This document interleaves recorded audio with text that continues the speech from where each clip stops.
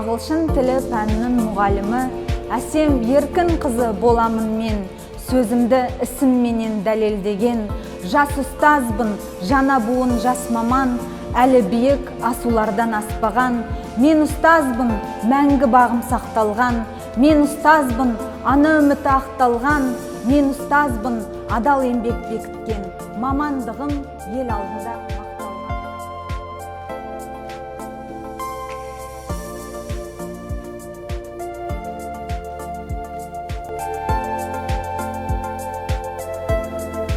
Hello, my name is Isaac and I'm an English teacher. So, why do we need an English nowadays? As you know, English is becoming popular everywhere. Wherever you go, wherever you travel, if you even watch the videos, everything is in English. So that's why you should study